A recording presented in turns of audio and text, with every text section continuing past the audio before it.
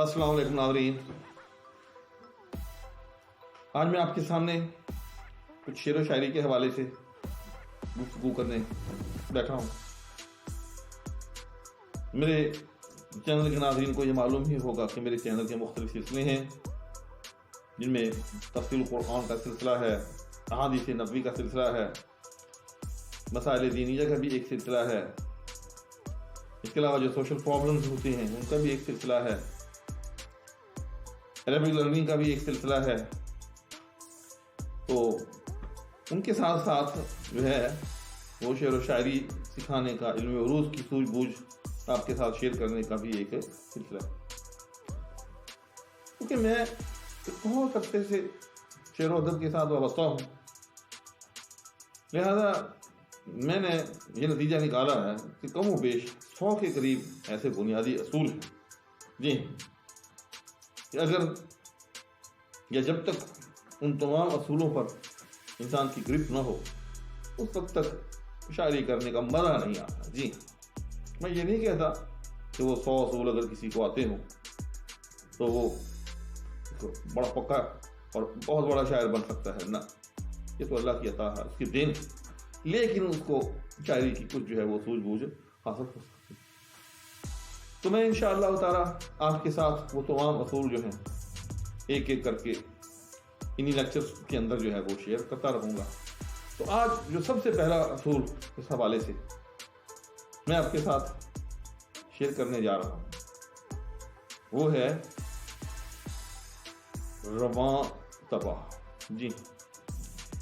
सबसे पहले इंसान को ये देखना चाहिए कि क्या उसकी तबीयत के अंदर शायरी की तरफ झुकाव है जी। अगर आपका तबई और फितरी शायरी की तरफ रुझान नहीं है तो खुदा के लिए मैं हाथ जोड़कर आपको ये गुजारिश करता हूँ, इसकी तरफ, इससे फिर बड़ी जो है वो तज़िये औकात कोई नहीं जी। ये ऐसे ही है जैसे एक गाड़ी का जो है वो मुंह जो है वो पेशावर की तरफ ले जाना उसे आप चाहते हैं कराची की तरफ, ये एक गाड़ी जो है वो ढलवान पर खड़ी, और जाहिर है जब ढलवान पर खड़ी है तो जिस तरफ ढलवान है दूसरी तरफ उसका नेचुरल फ्लो है, लेकिन आप उसको क्या करना चाहते हैं, पहाड़ पर चढ़ाना। तो अगर आपकी तवा जो है वो मौजू नहीं तो फिर इसकी तरफ जो है ना, शायरी की तरफ ना जी। और बड़ी तादाद, अगर कोई शख्स अपने आप को निखारना चाहे या अपने अंदर मौजूद टैलेंट का इजहार करना चाहे, उसके तो और बहुत शोबे, किसी भी शोबे को जो है वो मुंतखब किया जा सकता है। वैसे भी ये थोड़ी सी जिंदगी जो है अल्लाह जल्ल शानहू ने अपनी इबादत के लिए हमें दी है, इसलिए दी है कि हम इस दुनिया से जब जा रहे हों तो अल्लाह की ज़ात जो है वो हमसे रहा, तो करने का वो काम असल में तो होगा, लेकिन बाहर का हम दुनियादार लोग हैं, हमारे अंदर जो है सारी चीज़ें जो है वो साथ साथ चलती रहती। तो इसलिए अगर कोई शख्स शोहरत के लिए, इज्जत के लिए, अपना लोहा मनवाने के लिए जिंदगी में कुछ करने का इरादा रखता हो तो और बहुत शोबे, कैलीग्राफी है, वो खत्तात बन सकता है, वो एक अच्छा ओरेटर बन सकता है, वो एक अच्छा टीचर बन सकता है, वो एक अच्छा आलमी दीन बन सकता है, वो एक अच्छा स्पोर्ट्समैन बन सकता है। आजकल कंप्यूटर की दुनिया है, इसके अंदर लोग जो हैं, ये एक ऐसा समुंदर है कि इसका कुछ पता ही नहीं कि इसका दूसरा किनारा जो है वो किस तरफ है और कहाँ।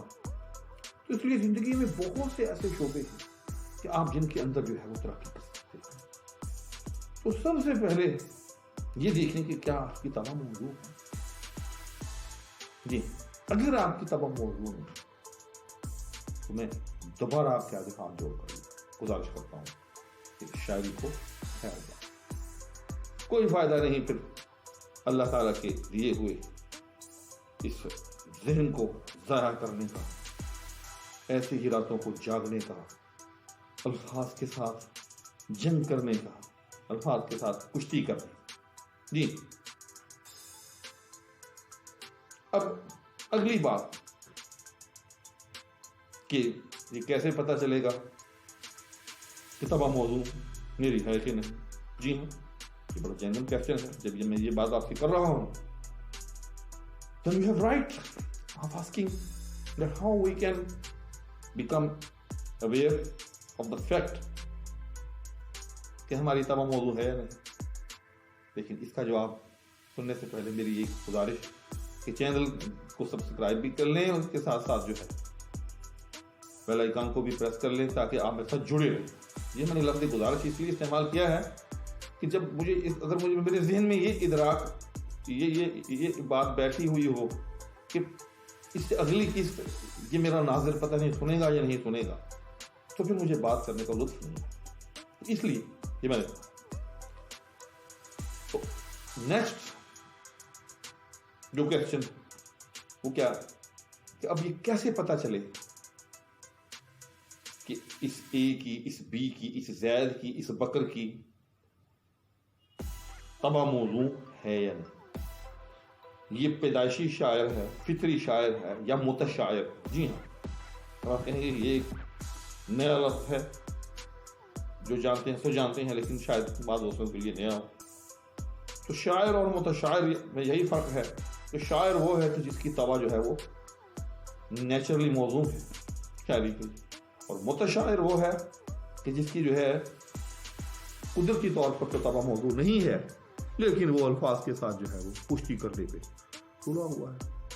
تو انشاءاللہ تعالی میں نے محسوس کیا ہے، یہ بلکہ کر رہا ہوں کہ شاید ٹائم جو ہے وہ کچھ زیادہ ہو گیا ہے، اور یہ ایک الگ ٹاپک ہے، یہ ایک الگ نشست کا تقاضا کرتا ہے۔ تو انشاءاللہ تعالی اس کی تفصیل جو ہے آپ کے ساتھ نیکسٹ لیکچر کے اندر جو ہے وہ شیئر کی جائے گی۔